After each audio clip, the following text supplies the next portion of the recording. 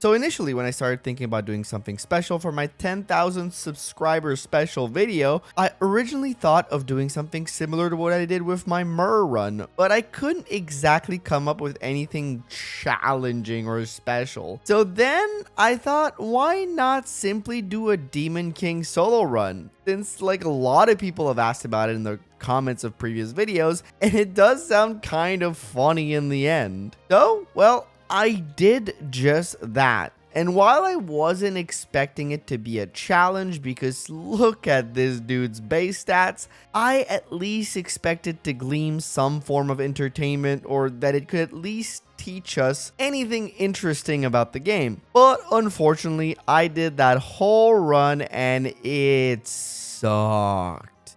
It was one of the most boring experiences of me playing FE8 I've ever done. Like, honestly, what I had there was nothing salvageable for, like, a video of any kind. You'd think that being an all-dominant unit was fun, but outside of this one little interaction, which was a good laugh, it was just underwhelming at best. So it got me thinking, how can I do this run, but make it, like, just somewhat interesting? And that's when it dawned upon me, how is it that we usually manage to complete these runs normally? Well, through the use of super effective damage on the Demon King. That's usually how this goes. So how about I make this a more even matchup for all the red units in the game and give all the weapons in the game super effective damage against, well, the Demon King, or me in that case. So to celebrate 10,000 of you on this channel, we'll see if we can beat FE8 with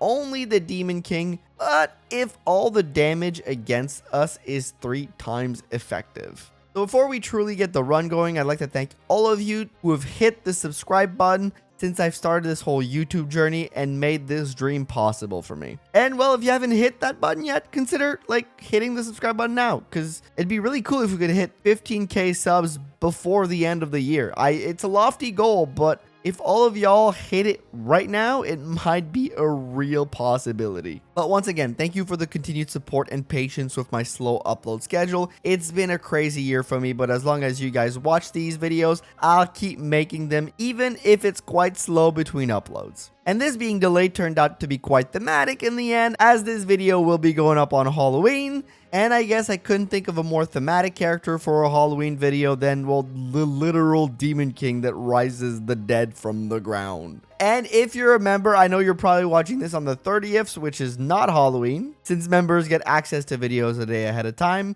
So if you want to be part of that club, hit the join button below to get all the videos a day before everyone else with no ad during that first 24-hour period. And there's a bunch of other cool perks too. Feel free to read through the tiers. But anyways, thank you all, and let's get back to the video. And our first order of business is running down the basic rules of my run, in case this is your first video on the channel. We play this on hard mode. We are not allowed to cheat in any items. Only 1 healing item is allowed per map, and I'm not allowed to use the convoy to fish out more healing items. And that's about it. As you may have been seeing in the background, right in the beginning won't be that challenging since the enemies are pretty weak. Even with the 3 times damage, it will be hard for them to pierce through the defense of the Demon King. And before I get into the finer details of to why that is, I do need to give a huge shout out to a specific community member who this video would not have been possible without their help. So please in the comments say a big thank you to I Suck at Gaming, who basically talked me through setting up the Demon King as a playable unit because it kept causing a ton of visual bugs when I tried to set him up in my usual way, like the kind that you're seeing on screen right now.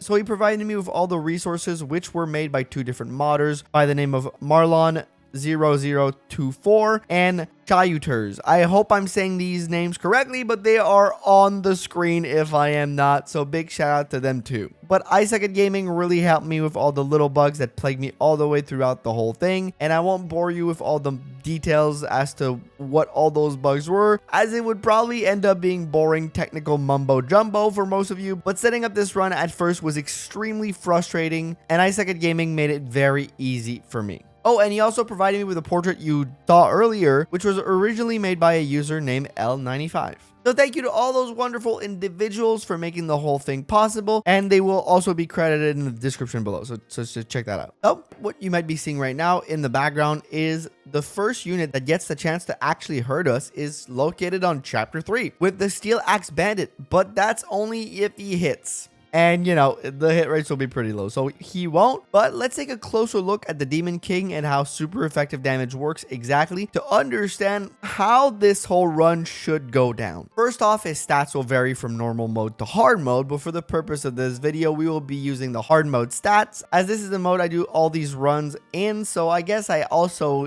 get a chance to get the hard mode stats, I guess. But here you'll see that his stats are just out of this world, finding themselves in the mid-20s for everything except speed, which is technically his weakness, but you know, 19 is nothing to scoff at either way. But the real thing that does make his stats so formidable is the boost he gets in his bases from 2 of his abilities, those being both Demon Light and Ravager. The first one, when equipped, which is the one you usually tend to see the most in normal Fire Emblem the Sacred Stone run, is Demon Light, which gives a free plus 10 points to strength, skill, defense, and luck, and a plus 15 in resistance, making him extremely tanky and overall making him pretty good offensively too. And this is the attack you'll probably see the most in this run, as it has up to 3 range, so it's one of the safest options to use in the game. Because at the end of the day, I think Ravager, his other skill, is much better with plus 15 in strength, skill, and defense, no luck,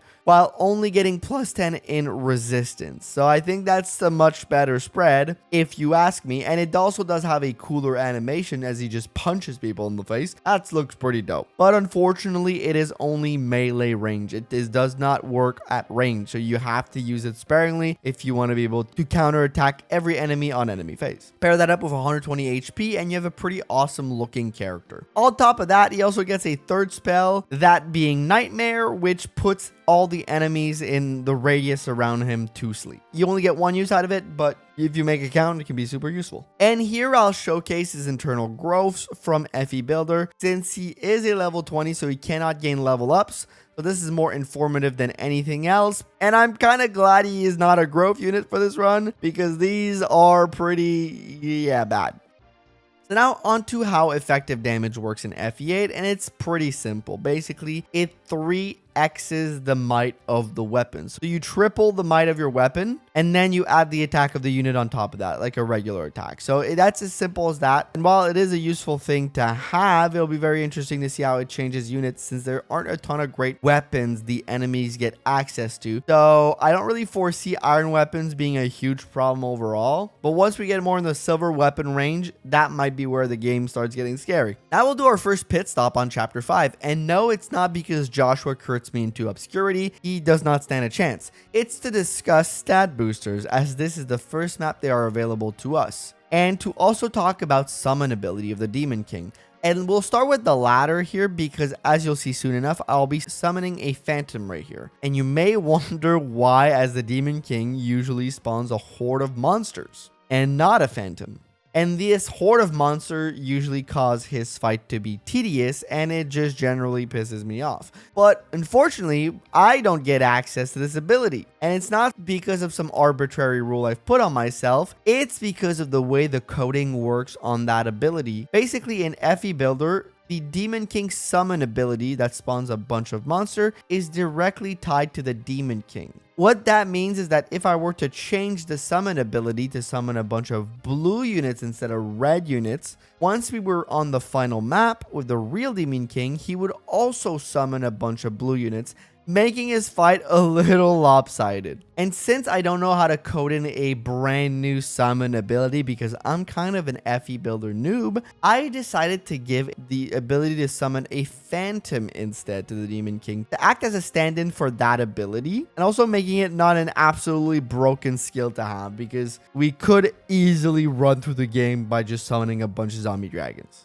And to make this whole thing thematic, I gave him Leon's summoning, so the specific summons will have a pretty decent strength and a really good luck. I did, however, place a rule on the summons. I'm not allowed to abuse them. I can only use them if the Demon King movement impedes my ability to get something very specific, and outside of that very specific use case on the final map. So here in this case, it has to do with the stab boosters. That's why I do spawn a summon on this map. The bandit AI on this map prioritizes attacking the blue units, but if no target is in range, it will start making its way to the nearest house. And since the Demon King only has 2 movement, which is really slow, it's impossible to get in range of the first pair of bandit that spawn on turn 2, and they'll head towards the bottom directly on the next turn, meaning that you'll lose that Draco shield at the bottom. So I have to send a phantom to distract him since I want to save the dragon shield in that house. And you may wonder why I care about stat boosters given his really good bases here. Well, because of the nature of this run, we may run into moments where we need an extra boon. So while the stat boosters aren't that big of a game changer, I'd like to have them just in case they can be the difference between continuing the run or being soft locked. I did, however, add an additional rule that I can only use them if I run into a big issue or roadblock.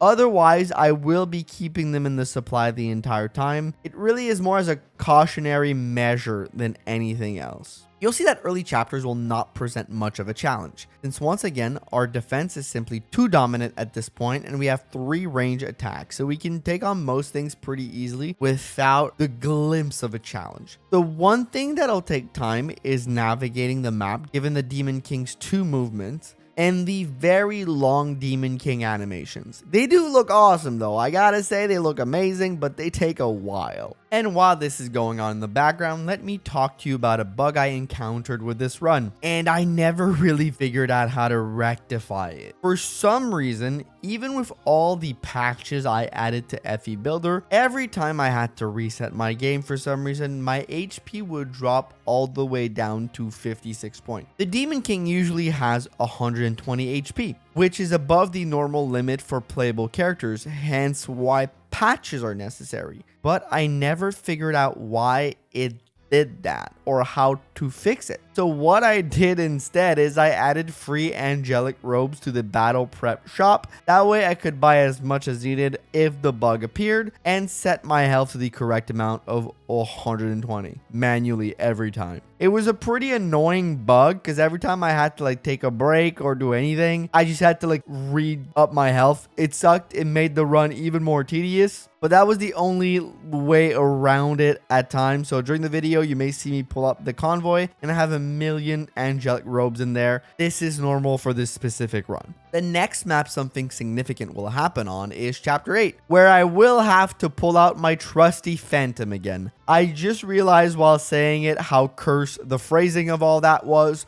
Don't worry, nothing weird is happening in this video. And I'll summon him since Ephraim and his gang will be cornered by the enemies on the left side when they arrive. So I will need to be able to get to them quickly, and since the Demon King only has 2 movements, I don't have time to show up on the left side before the cavalry reinforcements show up. So I will be using the summons to get to there. The one problem this will cause, I'll have to spend a few turns on summons, as 2 sword units kind of stand in that way on the left side, and the phantoms don't love being at a disadvantage in the weapon triangle, so dodging for them isn't necessarily a given in this scenario, and it'll lead to us having to get pretty lucky here as we get pushed back all the way to the start of the map with the Cavaliers chasing us since they keep killing my phantom, and somehow Kyle manages to dodge not 1 but 2 fatal 71% hit chance attacks. Not that it would have had any bearings on the run as long as Ephraim remains alive, but I thought it was cool to show off that since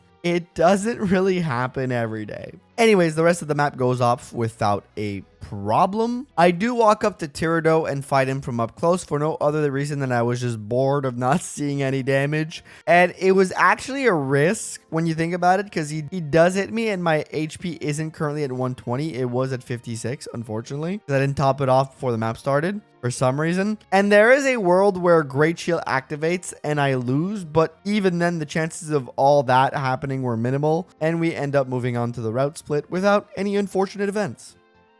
Next map is chapter 9, which won't be a huge problem. I will try to send a phantom to the left side of the map first to save the house of the Draco shield, but will fail in doing so since there is a sword myrmidon in the way and the phantom barely has a chance to dodge him before the pirate destroys the house, so that's loss. And I didn't want to try a bunch because at the end of the day, the chances of me stopping him there are pretty slim. I'm not even 100% sure it's possible with the phantom, but I had to try. So other than that, nothing much of an issue on this map. Chapter 10 will follow, and once again I will try to use the Phantom, this time to help keep Tethys alive since she has a goddess icon, and if her or Garrick dies, they both do not join up with you, so you lose that goddess icon. Normally on this map, when I'm not impeded by 2 movements, you get to intercept a lot of units on your way to the boss, which allows them to usually take care of themselves pretty well, but here more of the units on the map get to Tethys, Ines, and Garrick.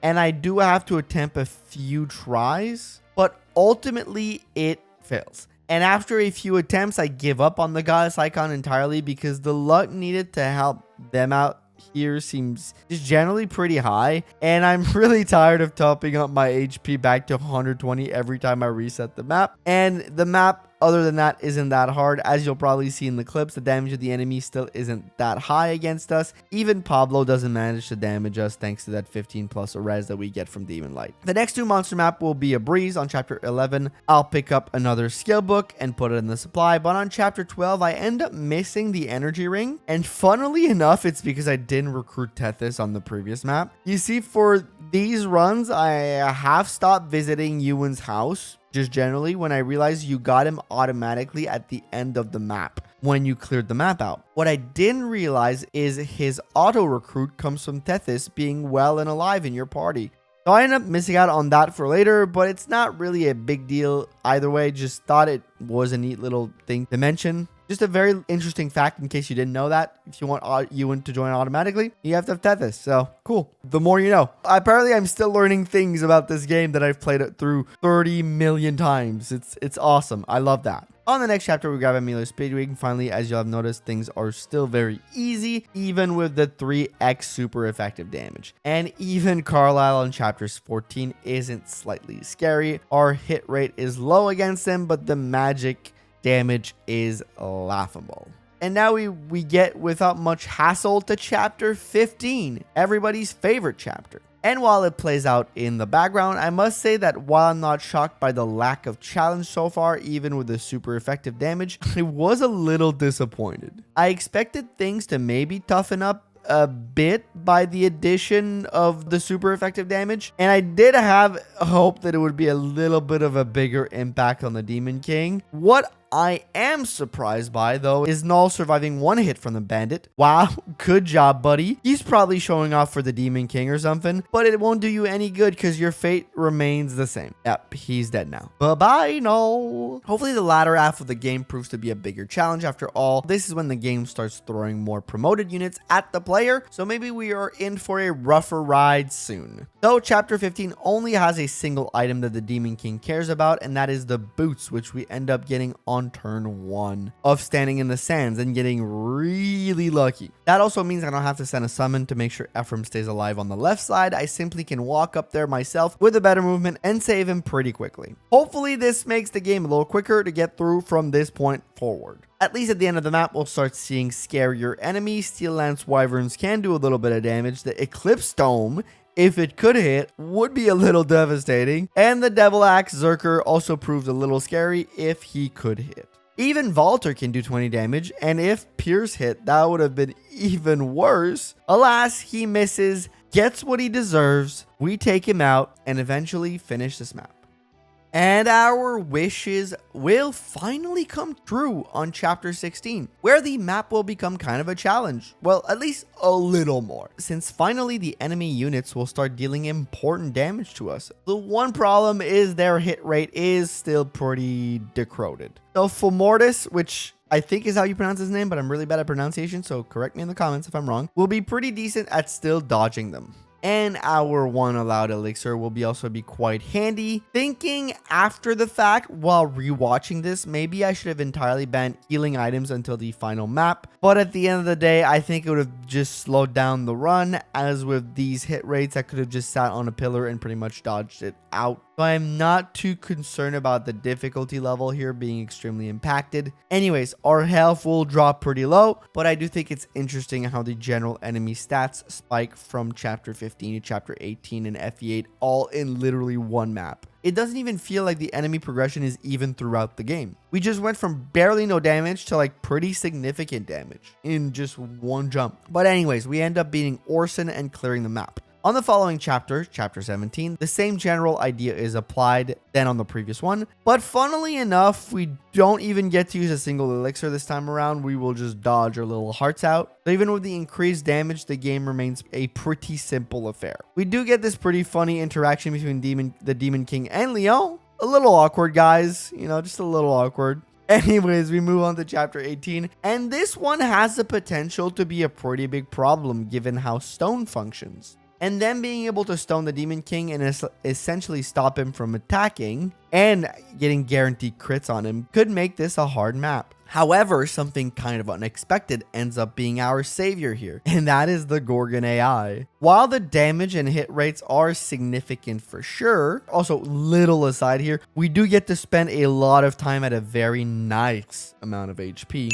The overall big issue with the Gorgon AI is they seem to prioritize damaging over everything else. As previously mentioned, the damage is pretty good, but stone doesn't come into play that much. And that is because we have a 3-range spell ourselves. The Gorgons don't seem to prioritize using their own 3-range attack, that being stone, since it doesn't protect them from not getting counterattacked. See, our huge problem with this map usually is we can't really take advantage of enemy phase, since Gorgons will use stone if you have a 2-range attack, because stone will stop them from getting counterattacked, since it's 3-range and most range attack are 2-range. So here the Gorgon AI kind of reveals itself to prioritize the damage above basically everything, making us go free from stone for this whole map, except like once or twice, which we luckily dodge, but it really does simplify the map a lot, and the map becomes an easy win for us. And next chapter is chapter 19, and due to our low movement of 4, I'll end up picking up Mansell and sitting my ass right on that cushy throne, since there is no way to quickly end the map by killing Reeve, which is usually how we do it. We rush Reeve, kill him, and the map ends. Here with 4 movement, not super possible, so we just sit on the throne. It pretty much trivializes the entire affair because of the plus 30 avoid. I think this map might have caused some issue and been an actual problem other than that, because even with the plus 30, the hit rates are still generally pretty good and the damage is also pretty good. So, you know, thanks to that throne, I guess. And here we enter the final stretch of the game. Will it start proving itself a challenge? Well, the short answer is no. Well, at least not on chapter 20, as the challenge of this map doesn't find itself necessarily in strong enemies, but in just the sheer amounts of enemies that are thrown at you. So for the Demon King, it won't be challenging right away because they still won't do that much damage. I'm saying not that much, but like if you look at it on screen, it is a little significant. But then again, the monsters in this game have very bad hit rate, generally speaking, so it won't be a problem. Even Reeve doesn't end up doing a ton of damage, even though you think Aura would help him out. Overall, he just does 10 damage, which unfortunately means that he rolled a 15 points of magic on his magic stats, so nothing really crazy happens here. We do find ourselves momentarily at a very nice amount of health again, until the eye drops us by a lot of HP thanks to his very strong shadow shot. And here you'll see me check Morva, and I could probably take him out from range, but I at least want to look at the damage he would do just by sheer morbid curiosity. And this guy, thanks to Pierce damage of Wretched Air, can do basically half my HP in one go. Wow, that's a little scary considering the final map has a zombie dragon coming up. Here I consider going in for the kill mono, but I do chicken out and go from range because it would have caused me to be on low HP, and a stray hit would force a reset. And this map takes an eternity to traverse with 4 movement and a million reinforcement. I really don't want to reset that. I do hit the finishing blow from up close, you know, it just feels a little disrespectful, but maybe one day Morvo will get his revenge. Who knows? But luckily, we'll have the chance to struggle with zombie dragons in the next chapter too. And so begins the final map. And let's see if it can be beat with 3 times super effective damage against us. And the beginning of this map will go as usual with taking out the initial wave of skeletons. We will then make our way to the right side to take on the first real challenge, the zombie dragon. And it's pretty impressive to see how little damage we do with 21 comparatively to his 54. The one advantage we get here is a stupidly large HP pool, which allows us to tank 2 full hits, leaving us with very little HP, but enough to get the job done. And then we use an elixir to top right back up. So following this, the next few enemies won't be that hard. But I definitely made a mistake by going right side here, since when you go to the right side, you'll get the death goal reinforcement you're currently seeing on the screen. But if you go left side, you get the strong version of the Evil Eyes. I never remember their name, but the promoted Evil Eyes, I guess. And in this playthrough, I've pretty much exclusively played with Demon Light, the +3 range spell, as we've previously highlighted. It gives +15 res, while Ravager, the melee counterpart, gives +15 defense instead. So knowing that, I should have probably gone on the left side, used the magic-based enemies to my advantage. But the force of habit is to go to the right side, so I think that is why I defaulted to it. I just kind of was maybe on autopilot at this point and just did what I usually do. Next up, you'll see that the Gorgons do a pretty decent bit of damage to me, so I use a Pure Water for res, and when the opening is in, I'll try to approach Leon to see how much damage he does, and holy cow, when using Ravagers, so with 5 less res, he does 65 damage. That is insane. And with 95% chance to hit, he's not missing that. So here I'll go for kind of a Hail Mary play and place myself at a good distance from Leon and use the 3 range spell to avoid the damage from him, knowing that if I don't get a crit here and a kill, there is a good chance the 2 Shadow Shot Gorgons either kill me or that I get hit by the Stone Gorgons. So there's a chance that we lose this here. And we hit the first one, of course, and the second one, we get a crit. All right, that was clutch as hell by the Demon King with only 6% crit chance. That is bonkers. And now we get to move on to the final confrontation. Demon King versus Demon King. How will it go? Well, first of all, weird. Weird as hell.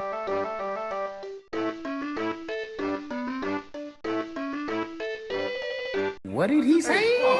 So he summons all his goons, and I see that he can do a nasty amount of damage to me with 41 to my 14. So I decided on an alternative strategy and use Nightmare, which I have kept specifically just for this fight. If it were to cause me any trouble, I would use it to give me a little bit of an edge. And no, your video isn't currently bugged. What you are seeing is what I was seeing. The game crash. The act of using Nightmare just bugged my entire game and froze my screen. I don't know the reasoning behind it, because when I do it at any other time, well, it works. But here specifically against the other Demon King, it doesn't seem to work at all. Also, another quick aside, the flavor text for the sleep description is actually quite funny, and I never read it before, but I love it. Anyways, the run is bugged. We get back to it, but we have to reset because it's bugged there. Every time I reset, I resume, it just bugs me out again. Something's wrong. I don't know what it is. If you know what it is, let me know in the comments.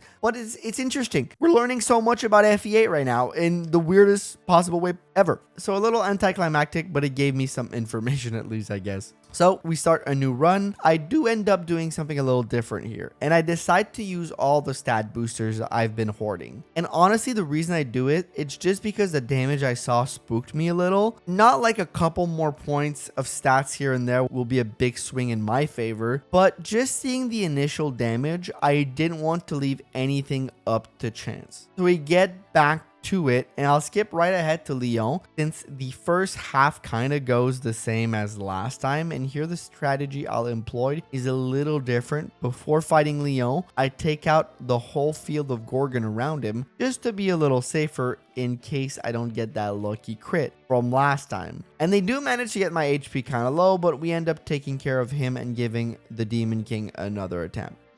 All right. Here it goes. We bring Ephraim down, of course. We hide him in his little corner. And here what I'll do is I'll start with a summon right off the bat. The reason I'll do that is just in case I need a little bit of a distraction with all his spawn of his stooges over here. And you see 42 damage from him, 68 chance to hit, 84 chance to hit for me with much less damage of 14. And here I can do 21 with Ravager and 37 on his side, 78% chance to hit. And then here I actually crit, which was super interesting with a 90% crit chance. I do get hit in favor, but you know, even if he attacks me, I know I can survive another hit. I have to dodge enough of the other guys around him. Maybe the Phantom here will give me a little bit of a buffer, but what I do here is I attack the Evil Eye with the Phantom, and he takes him out and actually dodges, so that's actually pretty good for me.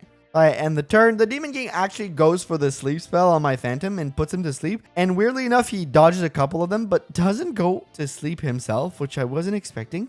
They all kind of attack me, and I do dodge them all except that Gorgon here.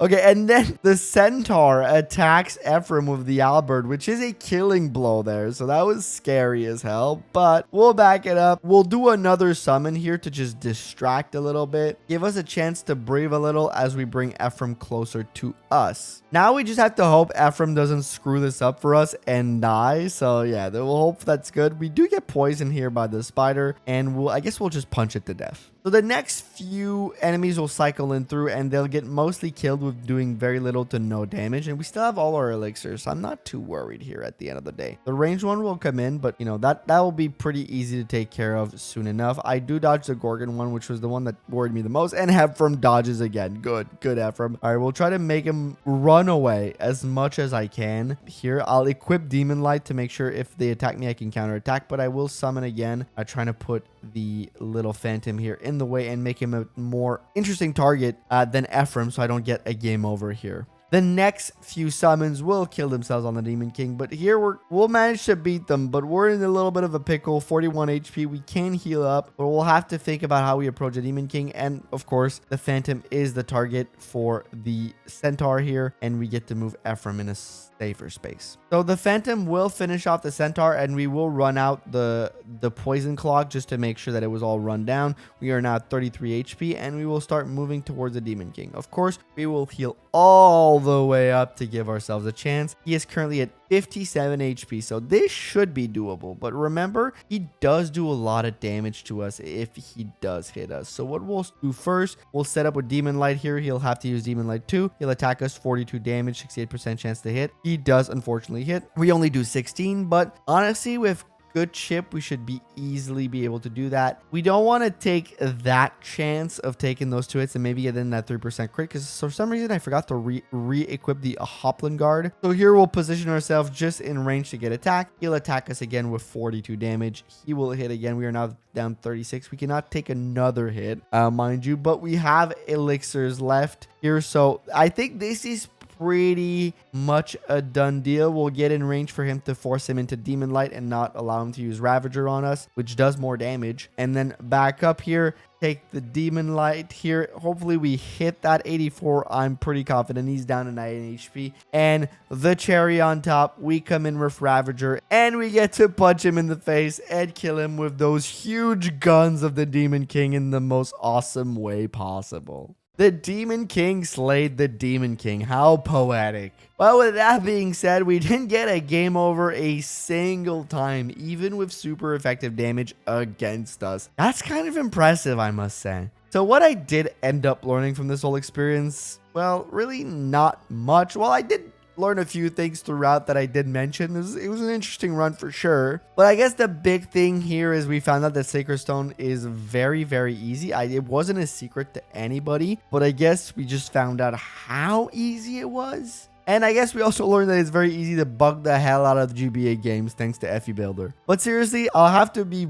much better with this tools with all the future plans I have with GBA Fire Emblem on this channel. But yeah, that's a topic for another time. Anyways, the Demon King, kind of much like Myrrh, I consider the times to not be representative since it was kind of skewed against him on the grand scheme of things. I'll put him with Myrrh in the fun tier, I call it, at the bottom. Not because he's worse than anybody, but just because, you know, fun runs are not counted. But his turns ended up being 486 and a time of 10 hours and 46 minutes. At the end of the day, he'd probably go on around the lowest tiers just based on his times and turns, but also could fit in the top tier given how easy the run was, other than the time it took because it was lacking any sort of actual challenge. Tell me what you think in the comments. Hopefully you guys enjoyed the video. The next run will be with a more normal character, I promise. But yeah, I guess we'll see then and there. But before we end, don't forget to like the video, and thank you to all my members, but a special shout out goes to my members at the most awesome noob and most grand noob tiers.